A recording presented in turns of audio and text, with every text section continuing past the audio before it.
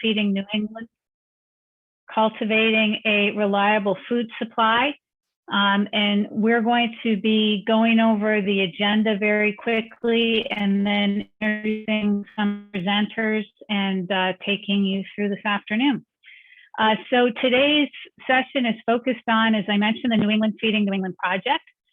My name is Tanya Swain. I work with the Maine Food Strategy, and we're going to start by doing a quick overview of the project and talking a little bit about Food Solutions New England and the food vision and how that intersects.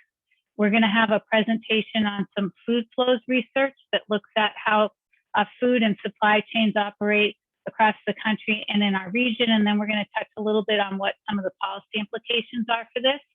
We're going to have a little Q&A, and then we're going to go into a small group discussion for about 30 minutes and just have a fairly open conversation about a question on the project itself and how it fits in with everyone's work. So that's sort of the overview for the afternoon.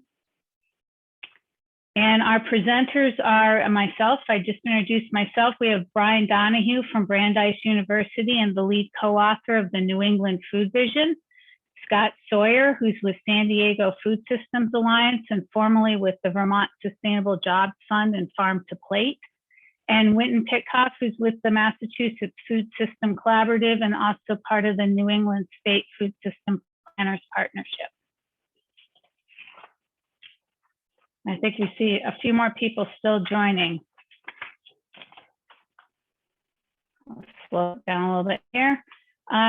So just to start, a little bit of an overview on the New England State Food System Planners Partnership. So this is the group that's really organizing today's session. The partnership is a collaboration of these various initiatives you see on the screen: Maine Food Strategy, Farm to Plate in Vermont, the New Hampshire Food Alliance, the Connecticut Food System Alliance, the Rhode Island Food Policy Council, the Massachusetts Food System Collaborative, and in partnership with Food Solutions New England. And this group of initiatives has been working together since about 2013. We've done some work looking at metrics in the region around food systems and also just trying to support our different initiatives. About 18 months ago, we started talking about, actually before the pandemic, we started talking about climate change and impacts on the reliability and resiliency of New England's food system, and thinking about how we could start to look at that more strategically as a region. And so that's the focus of this project and what we're going to be talking about this afternoon. So the New England Feeding New England project is a project, as I mentioned, that started through this partnership. It has some funding through John Merck Fund and through the USDA Regional Food System Partnership Program. The intent of the project is to look at supply chains in the New England region and think about and figure out what we need to do to try to make them more resilient and reliable over the long term. The project has a goal that aligns with the New England Food Vision goal, which is by 2030 to have 30% of the food consumed in New England produced, harvested, and caught within the region. And our collective effort is focusing on expanding and fortifying the region's food supply and distribution systems in an equitable and inclusive way so that we can ensure the availability of adequate, affordable, socially and culturally appropriate products under a variety of rapidly changing conditions across the region. And I think many of you have seen some different percentages as to what's produced in the region right now. Some of the numbers I've seen have ranged from 10 to 20%, just to give folks sort of a sense of where we may be at. And this project is looking at trying to figure out how we increase that to 30%.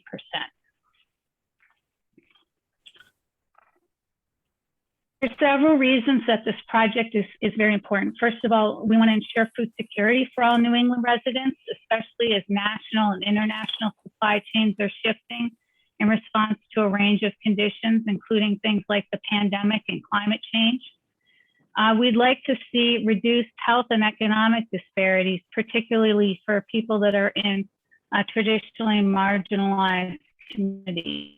And we're hoping to reduce the unintentional costs imposed by the current food system, which I'm sure many people in this session are familiar with, including things like health costs from diet-related diseases and chemicals used in food production, environmental impacts on things like water supplies and quality, and of course, climate change and other conditions.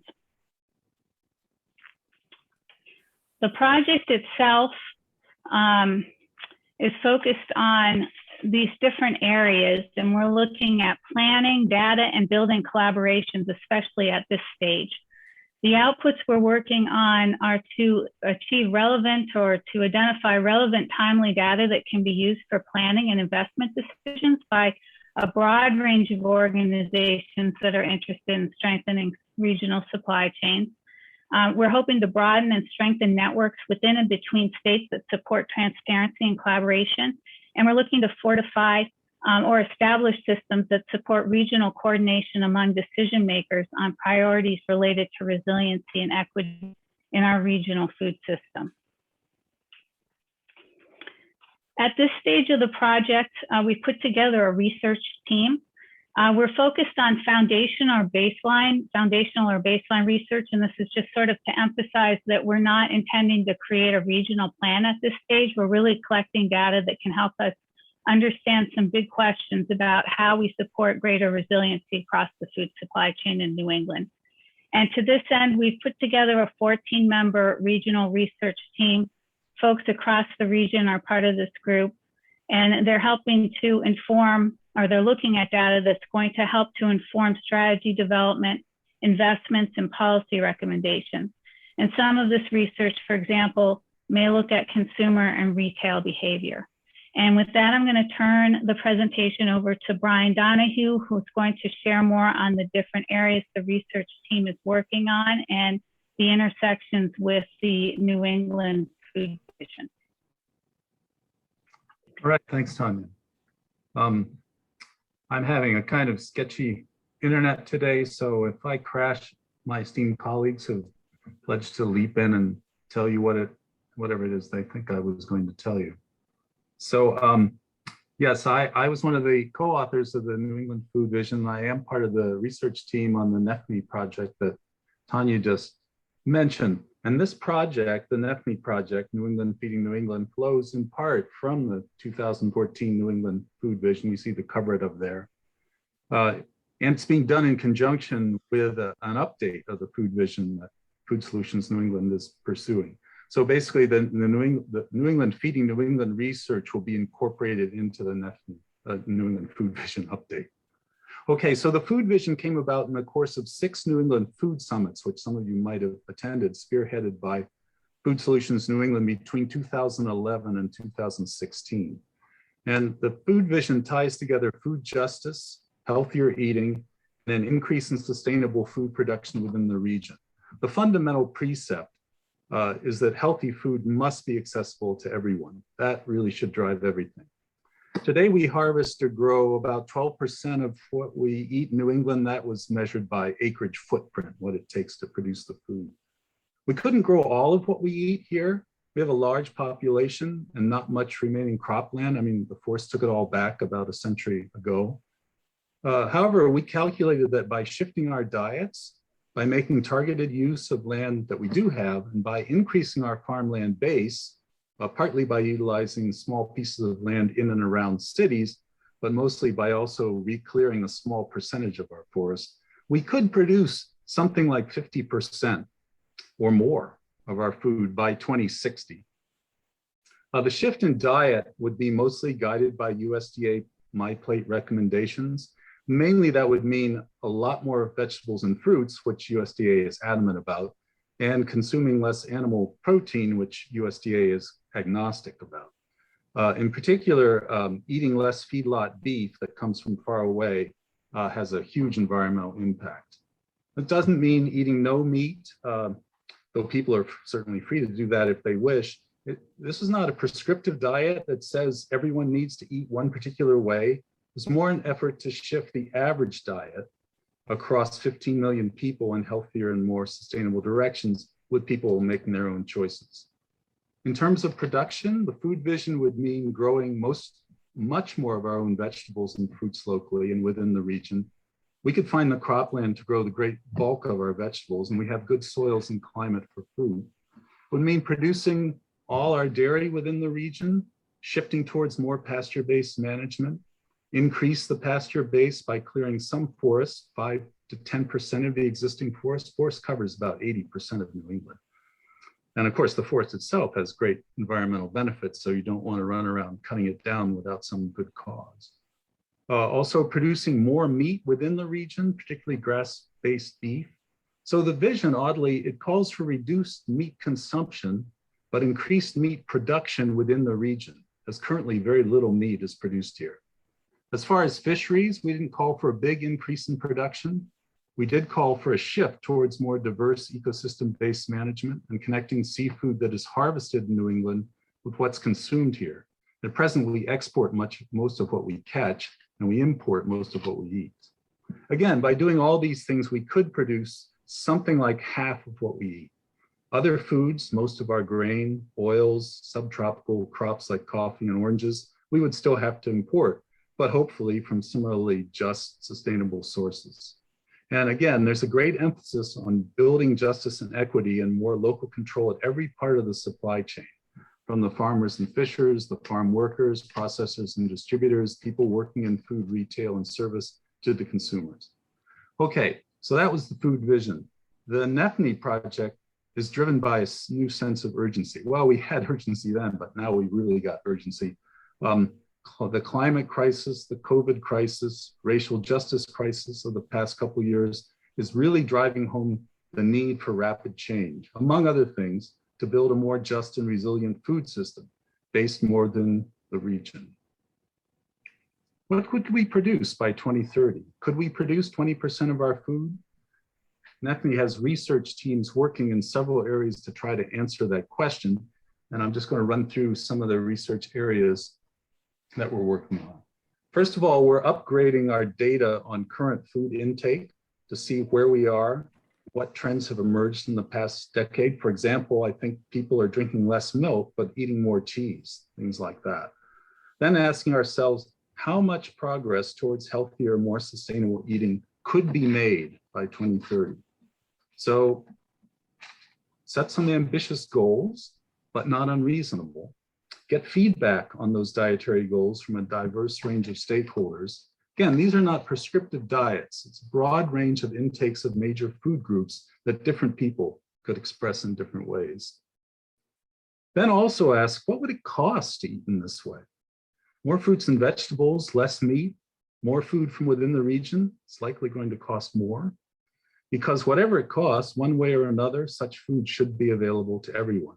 We believe that if it were, people would tend to eat more of it, and that would flow to regional producers. So again, if more people can afford this kind of just, sustainable food, that's going to rebound to the benefit of people producing it within New England. And in other words, speaking for myself, I don't believe in making food cheaper, but in making eaters wealthier, with the time and money to gain more control over what they eat. Then we're going to do a market demand study, examining where does our food currently come from? How does it flow? Look at opportunities to increase what is produced and processed within the region, and then to set those production goals for 2030. But this time, we're talking not only about increasing what is grown and harvested within New England, but at other forms of food production. So we're talking about meat that's grown here, even if all the feed grain is imported. We're talking about things like bread and beer and salsa that are made here or could be made here. So we're going to use not only that food, acreage footprint metric, like we did in the food vision, but also introduce a dollar metric, which I think increases our chances of reaching 30% by 2030. And it connects to the central question of what would this cost? How does it connect to the economy of the region? Which is what you're talking about if you're talking about increasing resilience, not doing everything in the cheapest, most efficient way, but in a resilient way that yields the greatest social and environmental benefits. And then finally, we will be doing an estimate of the potential economic impact of achieving 30 by 30. So that's the gist of what I had. I'm going to throw it over to Scott now to talk about some of those food flows as they exist today. So, next slide, please. Hi there. Now this Feeding New England research is just kind of getting underway, building off of the original research that Brian conducted a few years ago. So without some tangible products to share right now, we're going to look at some things that we did a couple of years ago to kind of contextualize the scale of the problem or the opportunity in the New England region. And it just so happened in 2019 that an interesting article was published on food flows between counties in the United States. Of course, we had nothing to do with this research, but it was timely for our purposes. And what this research purports to do is take data of the flow, the weight of the flow of food between 132 freight analysis framework regions of the United States. And that doesn't matter so much, but they've downscaled it or reallocated it to every county in the United States, so 3,100 counties. And from this graphic alone, you can see some interesting details. Obviously, enormous movement of food from the Midwest, California, and obviously the importance of transportation, obviously our transportation network and ports, food imports in particular have risen dramatically. Next slide, please.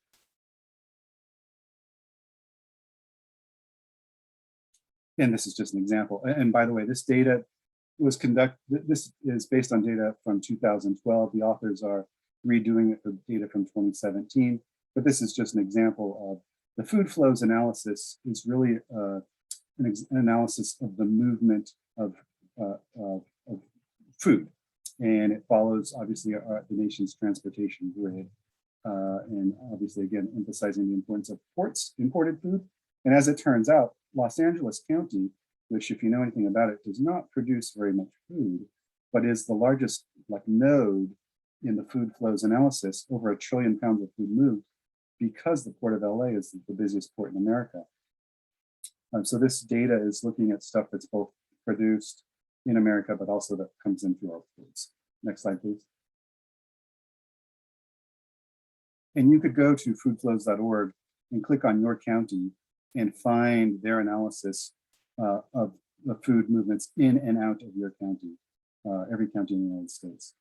And so that I pulled the data for every county in New England, and I aggregated it by state or New England in its totality, and started to paint a picture, a context of what's happening in the region. Next slide, please.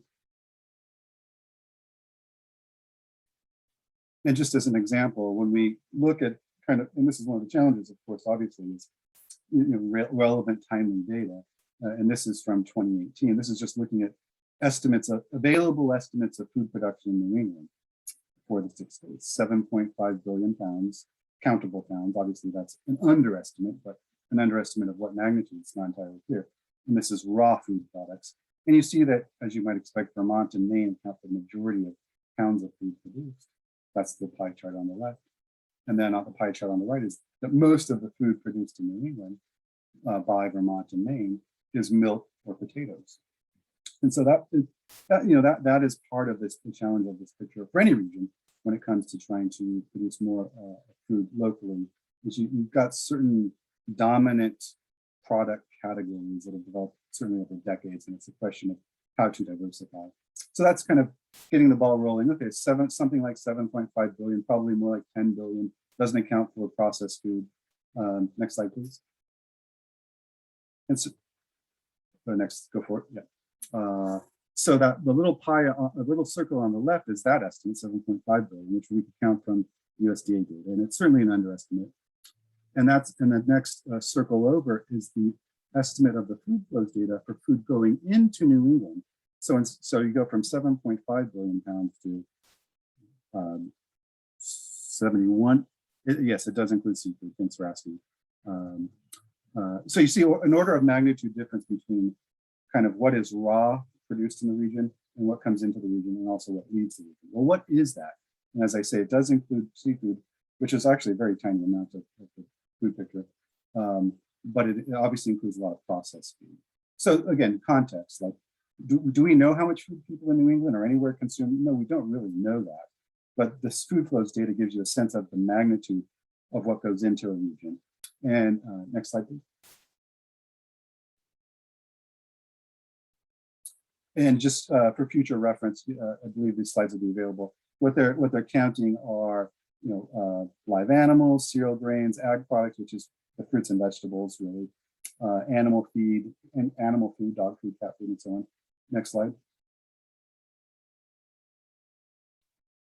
Meat, seafood, grain products, crackers, snacks, and stuff. And then the largest category is kind of a catch-all of a lot of processed foods. And we'll see in New England that includes a lot of dairy products. And it will vary, obviously, based on where you live. None of this includes alcoholic beverages, which would obviously introduce a different level to the picture. Because obviously, craft brewing and things like that have taken off in many parts of America. Next slide, please. So when we start, so what the food flows data is basically saying is, on the left, by state, the food coming in. And again, this is the weight of the food. So it includes packaging. But obviously, because Massachusetts and Connecticut have the biggest populations, they account for about 60% of the food that flows into New England. And obviously, smaller population states account for less than that. And the food going out, Maine obviously is a major food producer. Massachusetts, it's a lot of it's raw products, but it's also a lot of processed products. But you see a discrepancy between the amount that comes in and the amount that goes out, or deficit, so to speak. Next slide, please.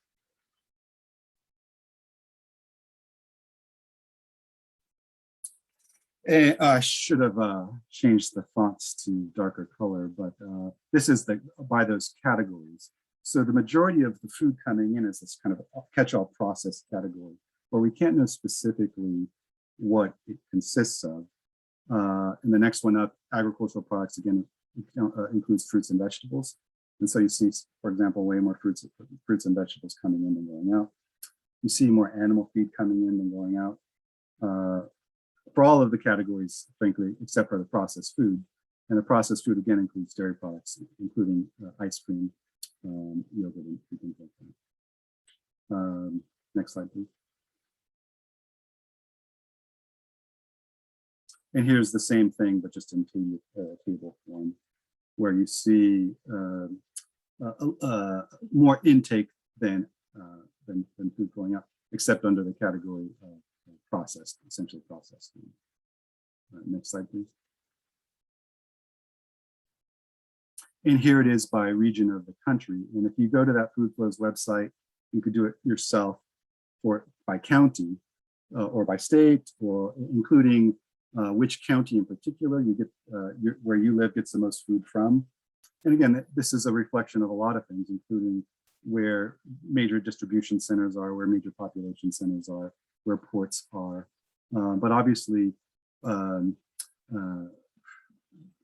closer, as it turns out, even though we live in obviously a global linked food system, the closer the food source is to the final destination, you see more food. So 42 billion pounds within the New England region, which means food from Massachusetts to Vermont, or food from Maine to Connecticut, and so on. So there's what they call self-loops between states within a region.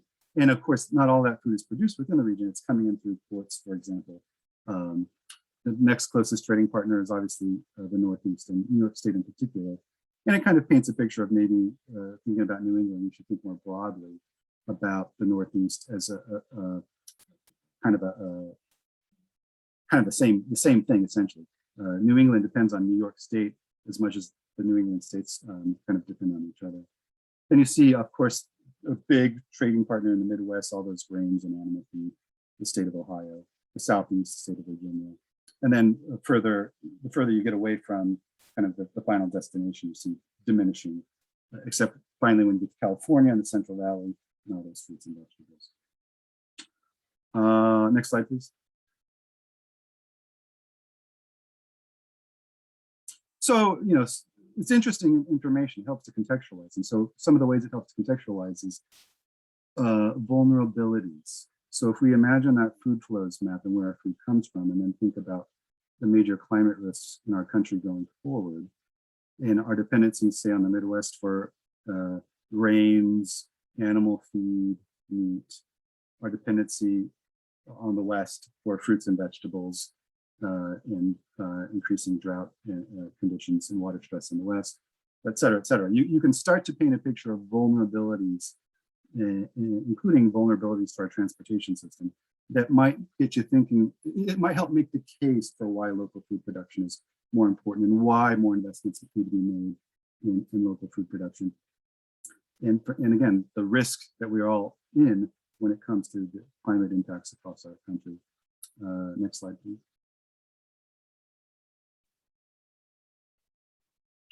And again, this is the transportation grid predicted in 2040. And thankfully, there's a major piece of infrastructure legislation passed the other day. And all of us know stories about kind of the breakdown of the country's transportation infrastructure.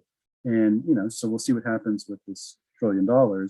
But imagine continuing climate damage on our nation's infrastructure and what that might mean for the way the food gets into where you might live. Next slide, please. And this is, again, thinking about the food flows and what it really measures. It measures a lot of things, but one of the things it measures is the importance of food imports. And we've seen dramatic increase since NAFTA in food imports in the United States. And a lot of that's from Mexico and Canada, which is fine. Those are our North American partners. But it certainly impacts small and mid-sized producers in New England and any state in the country. I mean, look at a particular interest in New England. The top food import category in the United States is fish and shellfish. So that's part of the story. And again, as climate change impacts more and more of the world, as we get more dependent on food imports, what happens is those other countries also start to experience damage. The next slide.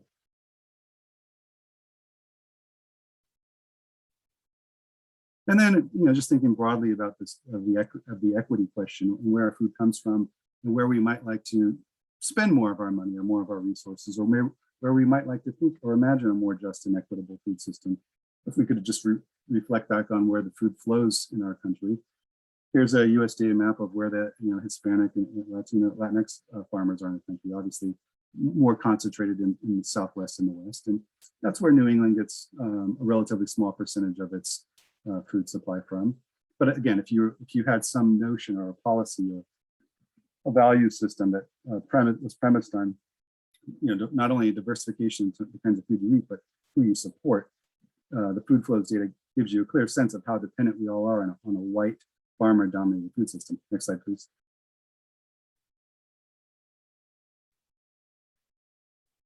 So same concept. Where are Black farmers concentrated in the United States? In the Southeast, Alabama, Louisiana, Mississippi. Next slide. Asian producers, mostly California, Florida, Washington. Next slide, please. Indigenous. One forward. One more forward. Indigenous producers, obviously Navajo Nation and a few other places. So again, the food flows data allows you to kind of play with vulnerabilities and values and opportunities. Where are you most at risk from? Where are you most dependent on other places from? Obviously, it helps to depict that we are dependent mostly on white farmers in the Midwest or California Central Valley, for example. Next slide, please. Oh, never mind. That's it. So yeah, the long and the short of it is it's a piece of information that helps to contextualize kind of what our nation's food distribution system looks like. Major dependency on California and the Midwest. Obviously, major dependence on our port system and transportation infrastructure.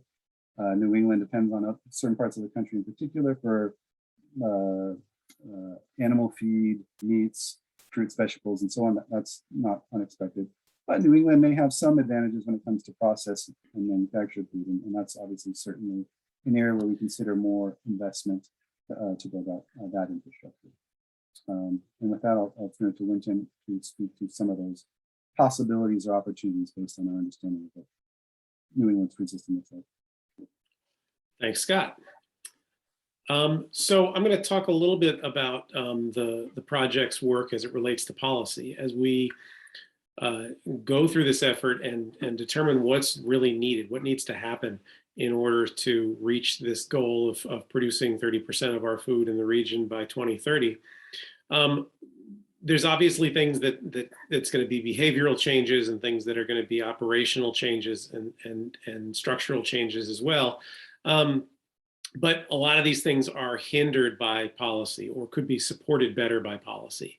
And so one of the things that we'll be doing throughout this project is looking at where are there levers that we can be using to change policy where it's needed. And when I'm referring to public policy here, when I'm talking about policy here, I'm talking about public policy, particularly the public policy within the 6 states in the region.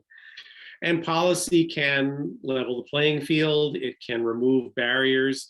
It can disincentivize bad behavior and incentivize good behavior. And it's premature at this point to think about to determine what kind of policy changes we're going to need. But I think, you know, we all do some degree of policy work, and we can start to talk about what sort of buckets of policy suggestions might come out of this process. So the first one is investment, is that we know that all 6 of our states, as well as the federal government, do make regular investments, whether it be capital investments or whether it is in the form of tax breaks for farms. But how do we make sure that those investments are targeted in the right way? How do we make sure that they're reaching the farmers that need them the most? If it's on the production side, how do we make sure that there's investments in the other links in the supply chain that happen between farmers and consumers? Land policy is obviously a very big issue in New England. Looking at how we use the land base that we have, we've obviously lost a lot to development in the last, particularly in the last couple of generations. And we need to be not just talking about protection and access in and of themselves, but also how does that balance out with other needs? So we talk, for instance, about the need for new renewable energy generation. Obviously, farmers have a lot of land that's suitable for that. We do want to generate more solar power, but we also want to make sure that that's not coming at the loss of productive farmland. So how do we balance those things out? We definitely need more affordable housing as well in all 6 of our states.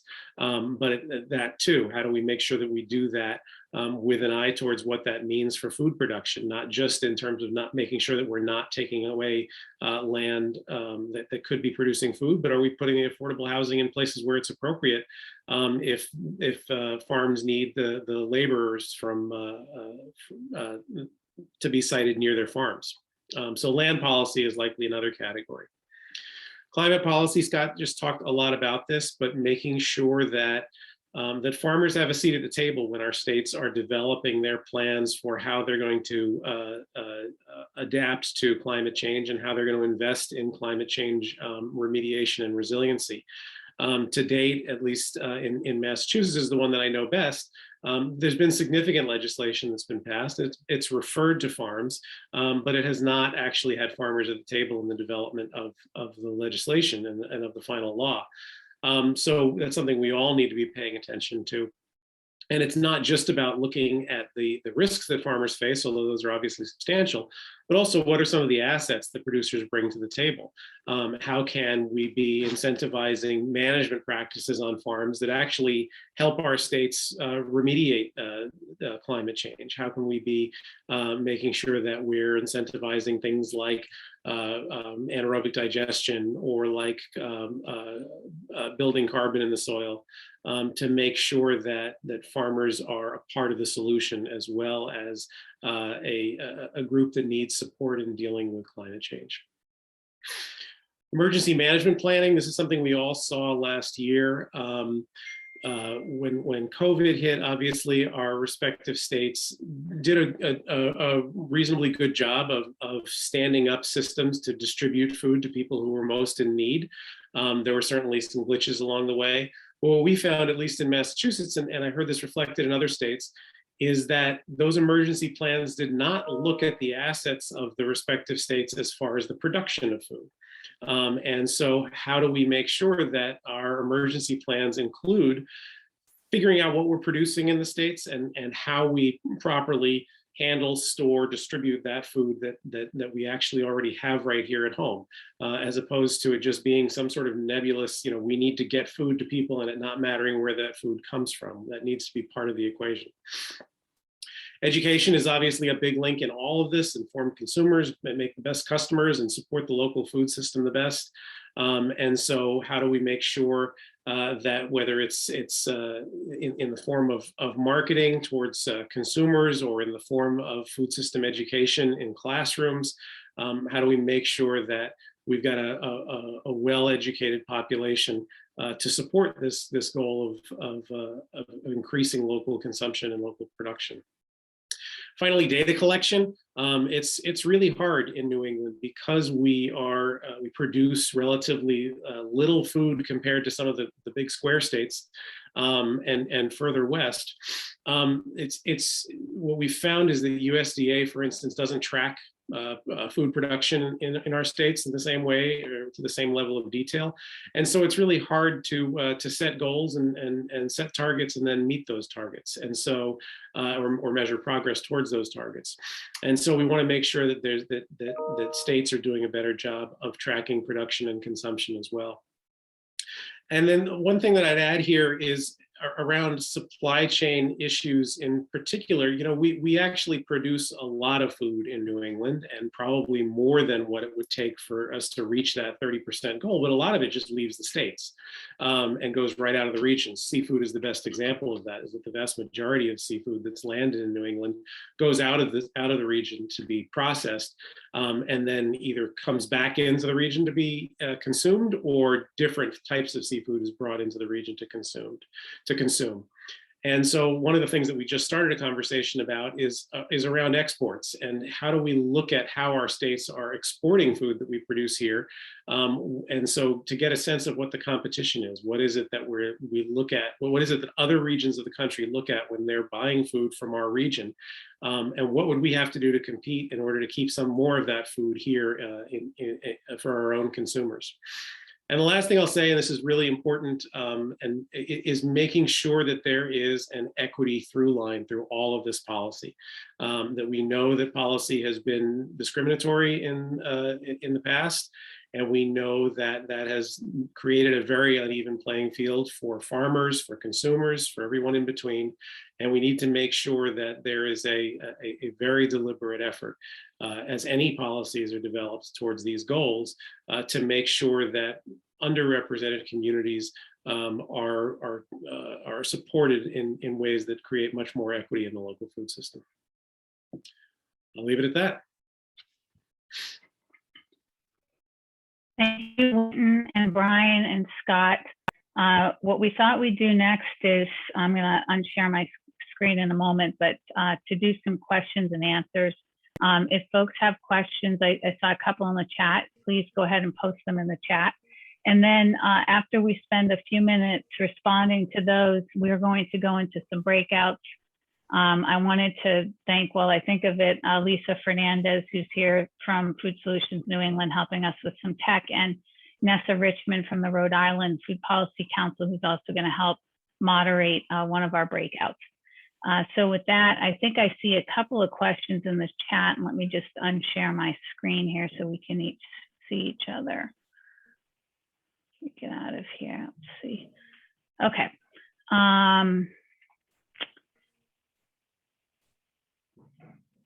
So one of the questions that came up early on in the presentation, actually in the food flow section, someone had a question, Betsy Johnson, about does food production include seafood? And I think that's related to the food flows. And Betsy, if you have any clarifying information on that, please chime in. The question was answered.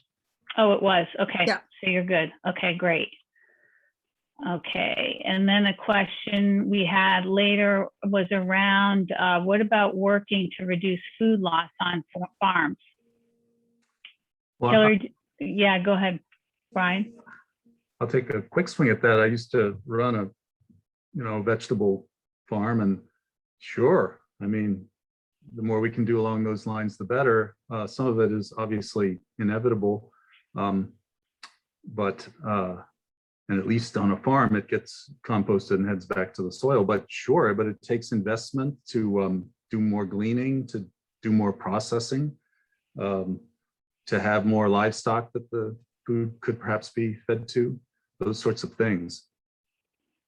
Sure, there's definitely room to do better on that front, because a lot of stuff just gets called out and never makes the market. Thanks, Brian. Does Scott or Winton, either of you have anything you want to add to that? I'd agree with Brian. I mean, and it connects with so many of the other climate issues as well. And when you're looking at where that that excess food can go, it's not just to, obviously there's edible stuff, and that should immediately be targeted towards people who need help accessing healthy food. But making sure that more food goes into compost to help build carbon in the soil, and then also goes to anaerobic digestion, which is a clean source of energy.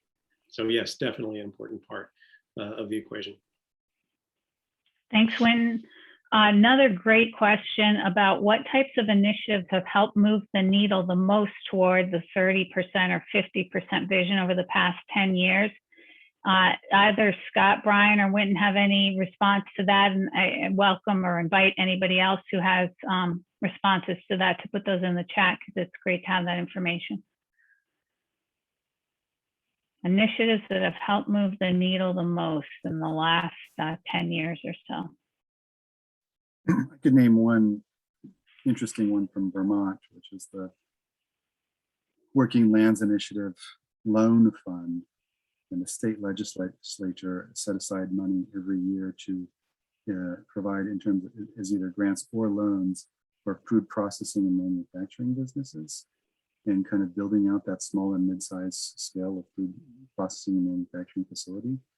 That's that's a very nice piece of money, and it's a very nice kind of dedication from the state into food processing and manufacturing infrastructure, one of the key pieces of the puzzle. I would add that absolutely critical initiative has been all 6 states doing the kinds of food system planning that they've been doing. That has absolutely moved the needle, has brought the issues to the attention of legislators, has meant for more collaboration, and has led to things like the buy local organizations in Massachusetts, and like some great land protection legislation in multiple states. So that kind of planning and collaboration has definitely helped move the needle. Betsy said the Healthy Incentive Program in Massachusetts and similar sorts of things, that augment what people can spend at farmers markets, and augment food stamp benefits and so forth. I think those sorts of initiatives are so tiny so far, because the funding has been so limited, but the potential is just vast. Anything that gets the healthcare industry with medical meals and so forth, those kinds of big dollars flowing into giving more people access to healthy food, those are things we desperately need. This is sort of related, Brian, to that last comment. There's a question about nutrition recommendations, how they're being framed, and if there's been consideration for ensuring that communities are supported in accessing food that is culturally relevant for them. And I know that's something our NEFNI project is trying to incorporate. Does anybody want to speak to that a little bit? Or also the vision in terms of how you all have been thinking about that?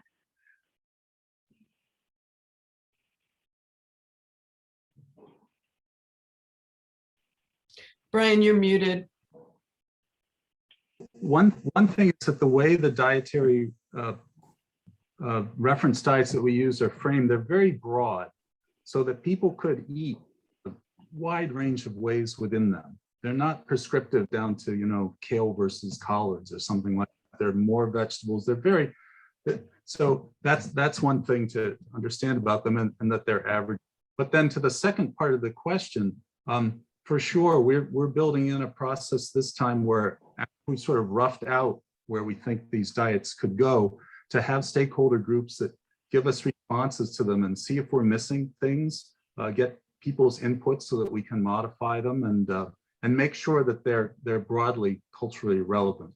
But my instinct is that they're broad enough that people can eat as individuals or different ethnicities in a wide variety of different ways within them. Thanks, Brian. Anything else anybody wants to add to that? Just to that, the previous question, there's nothing like a disaster in the COVID pandemic. And obviously the increase in climate-related disasters provides great incentive for food system planning efforts. And I think we'll look back on 2020, 2021 as kind of hinge years for hopefully getting our ducks in a row. Thanks, Scott. I think we've made it through all the questions. I see there was a question about where the food flows data came from, and Scott, I think you answered that in the chat. So if there's no further questions coming up, I think we're going to move into some small breakouts. What we're going to be doing in those discussions is there's going to be almost like a virtual whiteboard. We're using Miro that you're all going to get a link to. Thank you, Lisa. Lisa just put that in the chat. So we're all going to be accessing the same whiteboard in all of our small group discussions. And there's a question in there that relates to how this work is complementary or supporting or connected to things that all of you may be involved with. So that's where we'd start the discussion. And then after we have those conversations, we're going to come back and just see what big questions were coming up from people, what big ideas. And then we'll close with a little bit of information on how folks can stay connected, and a meeting that we actually have coming up in about a week that I'll have more information on the research work of the NEFNI project. So with that, I think some of you will have a moderator assigned to your breakout room, depending on how many people we have. Some of you may be pinch hitting in that respect and need to kind of self-appoint somebody if you need them. But we're basically going to be working on this virtual whiteboard that is in the chat and just having a conversation. Lisa, anything you want to add to that before we break people out? Just that if anyone is having any technical difficulties, you can bounce back into this main room, and at least one of us will kind of staff this room and help you with anything that might be happening. On the whiteboard, you can change the size of your view, but it's just a brainstorming tool to use amongst your small group. Anyone can add things to it as you discuss and think about the question for today. Great. And about 20 minutes, do you think? Or yeah, I think that's about right. Okay, great. So I think we can get going, and just introduce yourselves to one another briefly. Again, you may have a moderator helping out, but if not, have fun with some brainstorming, and then we'll be back together in about 20 minutes. Thanks, everyone.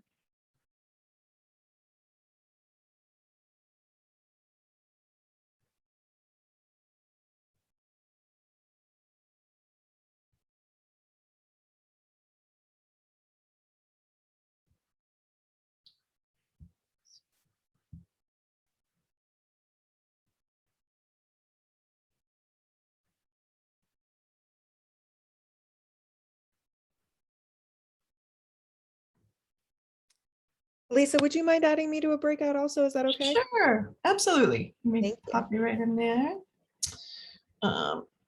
You know what, Eva, I think this is one of those situations where, because you're a host, you're not on my list. So I don't know how to move you around because your name's not available. Got it. Unless you can figure out how to get in there yourself.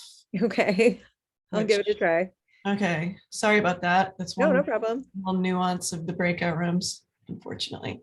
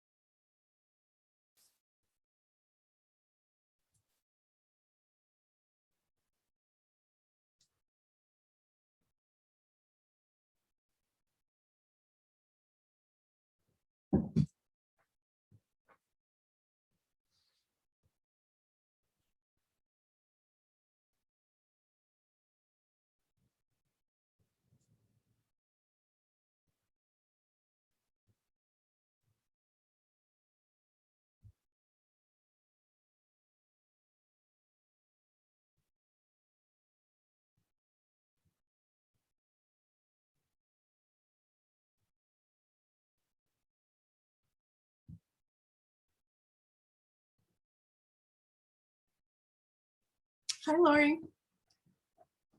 Hello, Hi. Were you in a breakout room or are you just joining the I session? was. I Yeah. wasn't. Well, I was in a session that ended early, so I thought I'd just pop in. And Oh, sure. Yeah. We just went into small groups to talk about how this project might be, connected to your work, or be complementary to your work. sure. Do you want to I- jump into a session or? Are you going to reconvene after the breakouts? Yeah, I'll it's probably just wait since I don't have really any context at this point, which is okay. Yeah, I mean, in the breakout room, just to let you know, they are using a virtual whiteboard and sticking some thoughts up on that board. I'll give you the link just in case you want to kind of watch and see Oh, what they're. well, yeah, that might be okay if Yeah. if I could just kind of Yeah. catch up that way a little. Thank Sure. you for being so gracious. I wasn't sure if this was Oh, yeah. doable, but No problem at all. This is a totally flexible situation. So let me just copy the link. And you can kind of get the vibe here on what everyone's doing.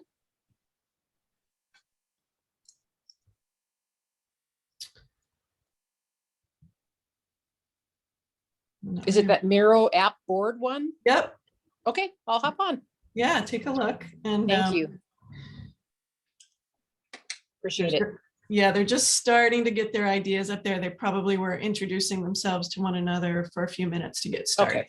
Okay, I'll roll with the flow here. Thank you. Of course.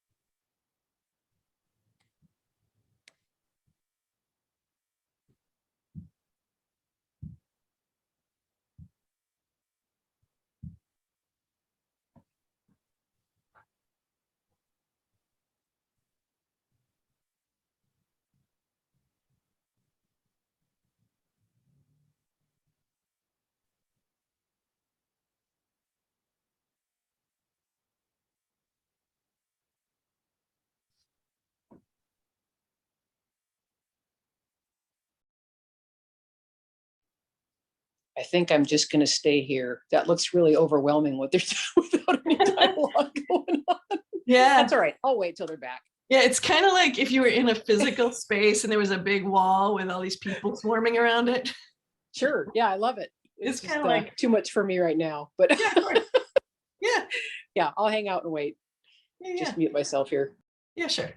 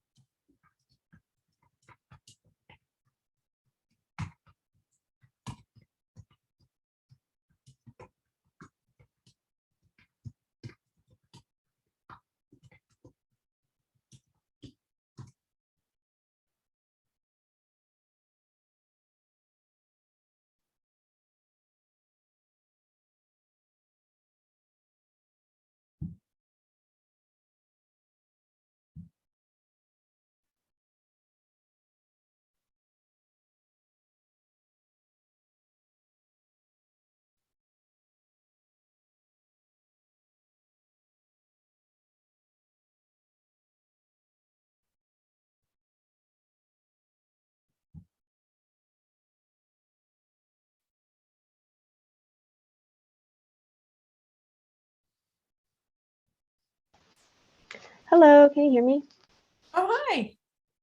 Hi, sorry, I was having some technical difficulties in my chat room, so I'm just trying to see if I can get back into chat room 2, I believe. Sure. Yeah, I see you there, Grace. Let me see if I can move you. I think what I'm going to do is move you to 5 and then move you back to 2, just because it's looking a little wonky on the back end here. So just bear with me one moment. Yeah, no problem. Thank you. Okay, sure.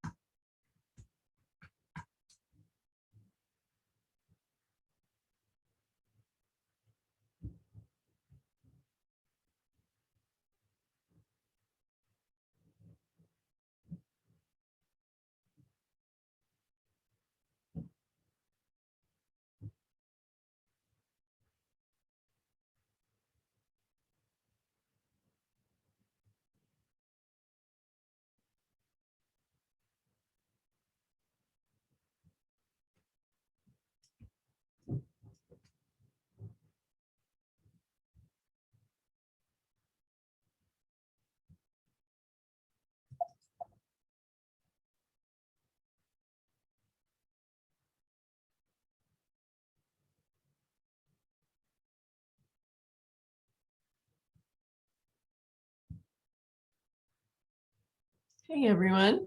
I think less than a minute before everyone's back in the room, Tanya. Still a few more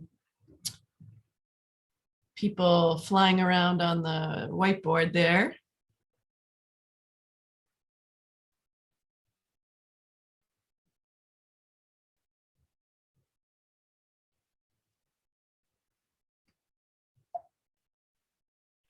Hopefully everybody had a good conversation.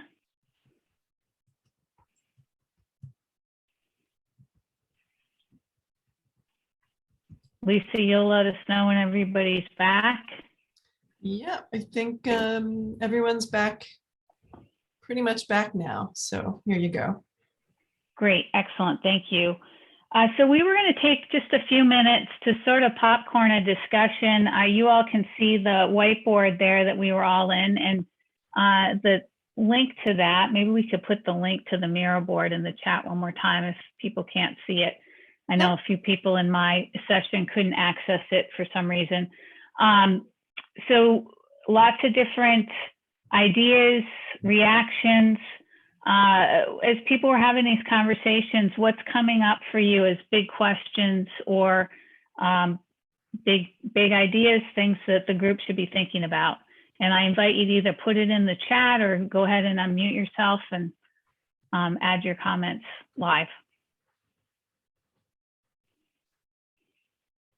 I can say that one of the questions actually that came up in my discussion, and I'll try to remember this correctly, but it had to do with some of the information that I think, Brian, you presented on forest land and what the scenario looks like for what is in forest land right now in New England, what we might have to take out for production. Oh, yeah, quickly. The New England Food Vision is framed within a similar piece of work on the forest side of a bunch of conservationists, and I was one of them, called Wildlands and Woodlands, that proposes that 70% of New England be permanently protected in forest over the next half century. New England's about 80% forested. So essentially, the food vision was an exercise in kind of calculating what we could do if some of that forest land, just 5 or 10%, were converted to farmland again. It would take us back to about where we were in 1945. I mean, if you went back to 1850 or something, 3/4 of southern and central New England were cleared. So anyway, it would be a kind of balancing act of the virtues and benefits of having enough forest, but done in a complementary way with expanding our farmland base to some extent, if the incentives are there to do it. And of course, some of the pasture stuff, if land were cleared for pasture, could be agroforestry or silvopasture. There may be compromise kinds of ways of using land that would be beneficial. I could go on forever, but I think that's enough. But thanks for bringing up the forest, because it's a parallel thing. We need more affordable housing. We got all this forest. The sustainable forest industry needs help. So you could have the same conversation on the forest side, and some of us are. Thanks, Brian. Anyone else have big questions coming up in their discussions, reactions that you'd like to share with the group?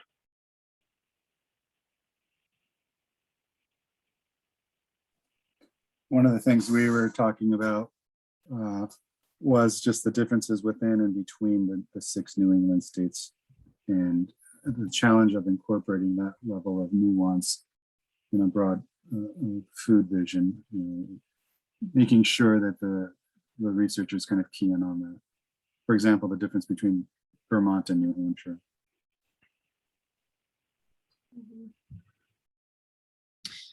Tanya, I noticed on the whiteboard quite a few people, I think, either in or connected to New York as well, which makes sense. This is the NESOG conference. And some of you are probably already involved, but if not, I'm just going to share a link to this Vision 2050 that's happening for New York State's food system. It was somewhat inspired by what the 6 New England states are doing. So I just wanted to share that for those of you in New York. Well, I also brought up that there are definitely it's not to be included in this project, but almost as an asterisk. There are key communities in definitely Western Connecticut, Western Massachusetts, and even Burlington up to Vermont, whose food shed is Vermont. And so at some point, the success of this has to figure out how to incorporate some of that.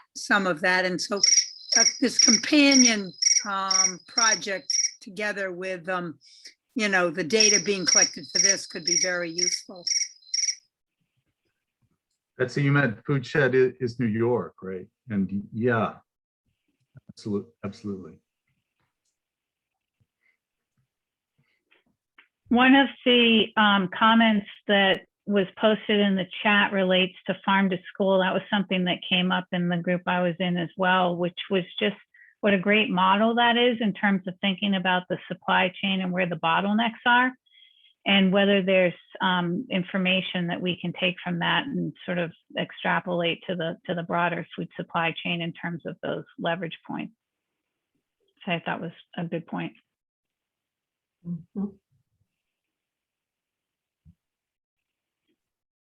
In that case, I'd also like to just make a plug for food recovery as another thing that's important. Food recovery and surplus. I know we talked about it a little bit, but we have someone from Salvation Farms, and I'm with Hope's Harvest Rhode Island, and we are purchasing a lot of surplus that is not, like last year there was a drought and the potato farmers really struggled being able to sell their potatoes, and we were able to spend $40,000 on locally grown potatoes for our local food pantries. And that made a big impact. And I think that when we have more resources to be able to take advantage of those surplus in a responsive way that can address immediate challenges that are not as foreseeable when it's a climate challenge or when it's a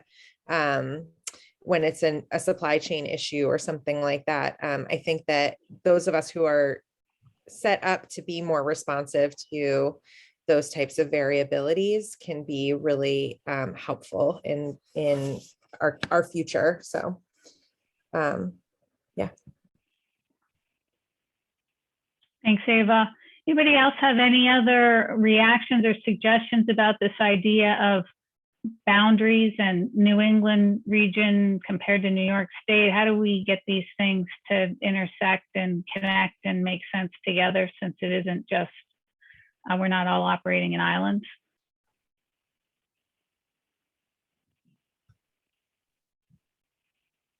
Well, just in kind of response to that, one of the things that I've been talking to a lot of community members about right now is, in regards to the food system specifically, is define a region, right? So if you're like, that can erase some borders.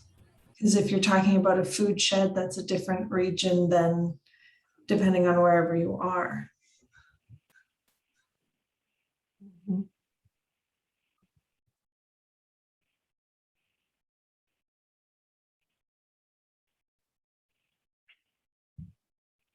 Any other reactions to that, or other big ideas that were coming up for people?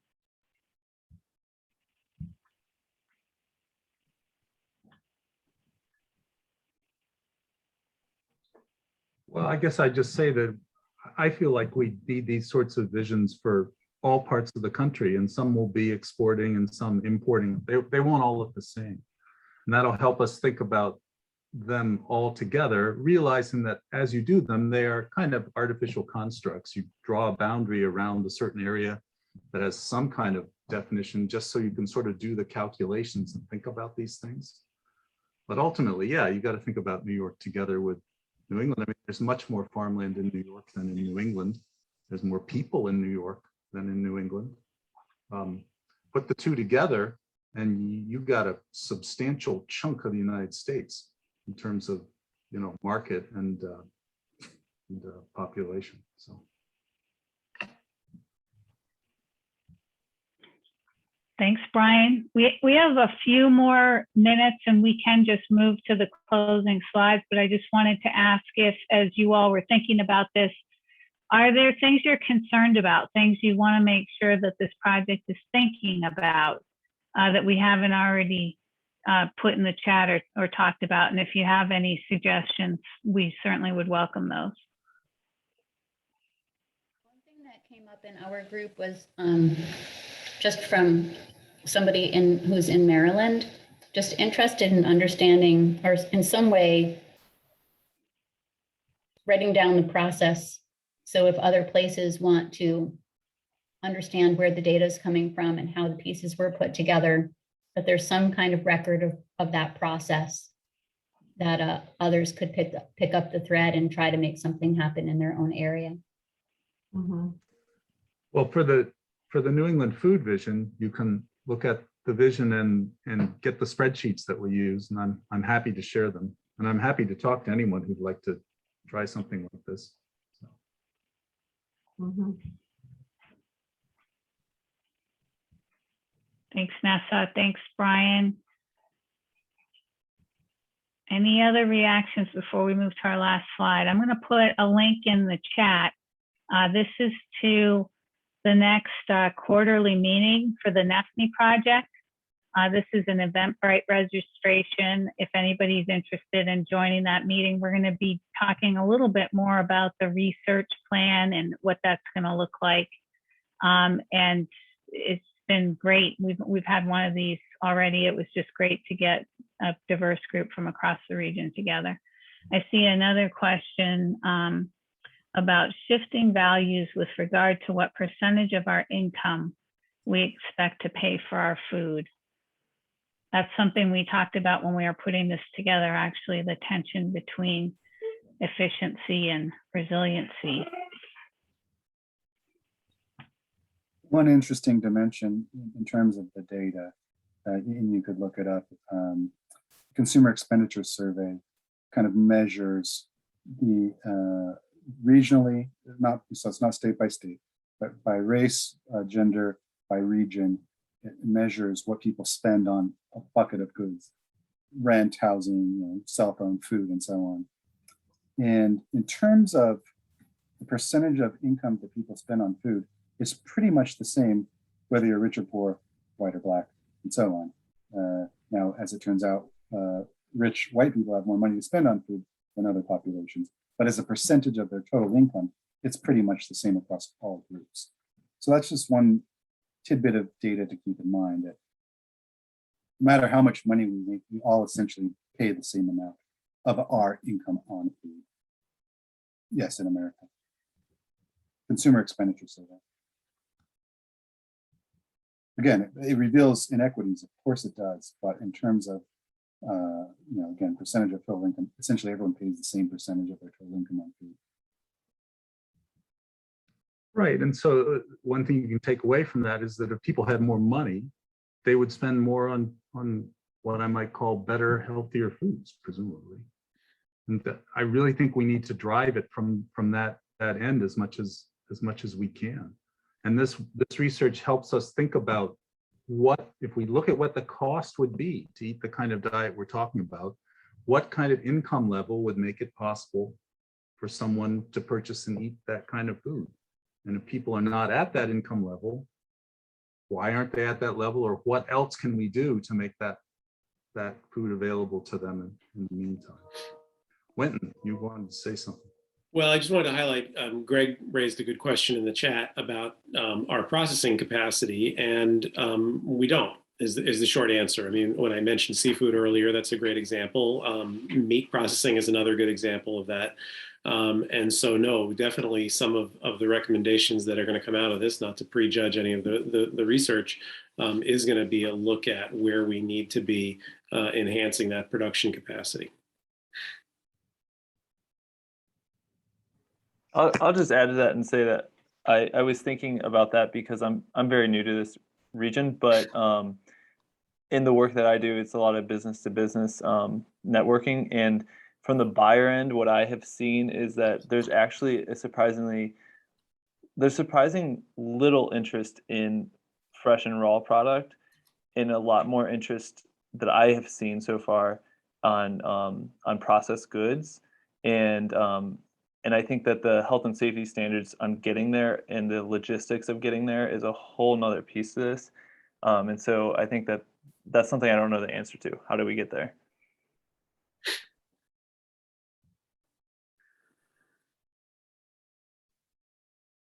That's something that actually Salvation Farms is working on a little bit up here. We've been looking into minimal processing facilities and how to engage with community partners to create spaces for opportunities like that.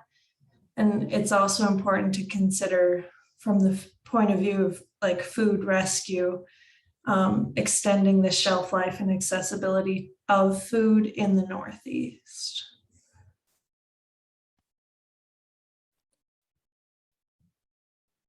Lots of great information. I see a few more comments in the chat. So we only have a few minutes left. I'm going to transition us. I'm going to share my screen again and share a little bit more information with all of you before we get done this afternoon. So if any of you are interested in more information or being part of this conversation, we absolutely invite you to start joining these NEFNI quarterly meetings. We're trying to have these every few months. There's an email here, info@nefni.org, if you'd like some information, and that is the Eventbrite link that I posted in the chat a few moments ago. The next one is November 16th, and we do them in the afternoon right around lunchtime. They're generally about 75 minutes, I believe. So welcome any of you to be part of that for the next one or in the future. And just a little bit of contact information about the project and our presenters. And we'll share this out. We'll have a copy of the PowerPoint posted after the session today, but also welcome you to follow up with any of the presenters this afternoon if you're interested in more information or you have reactions. I just really appreciate everybody being part of the conversation. Is there anything any of our co-presenters want to add to the discussion before we close? And just a quick shout out and thanks again to Nessa and Lisa for helping with moderation and tech support, and to Ava from NESOG for being also in that role. I really appreciate all the support and just the opportunity to share information on this project.